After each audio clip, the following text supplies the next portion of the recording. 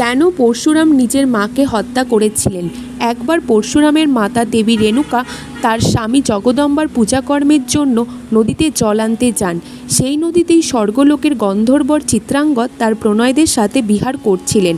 রেণুকা আপন কর্তব্য ভুলে গিয়ে সেই প্রণয় দৃশ্য উপভোগ করছিলেন। এমন সময় তার হাত থেকে জলের পাত্রটি পড়ে গেলে তিনি ভয়ভীত হন। জগদম্বার স্ত্রী দেরি হওয়ায় তিনি ক্রোধ হয়ে যান এবং যোগবলে তার কারণ জেনে নেন।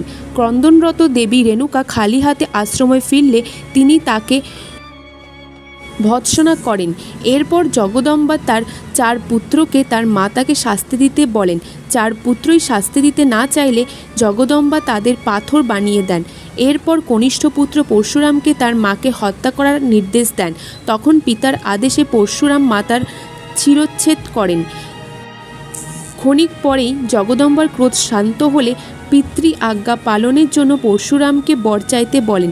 তখন পরশুরাম বরস্বরূপ তার 4 ভ্রাতা ও মাতাকে পুনর্জীবিত করতে বলেন। এরপর জগদম্বা তার 4 পুত্র ও স্ত্রীকে পুনর্জীবিত করেছিলেন।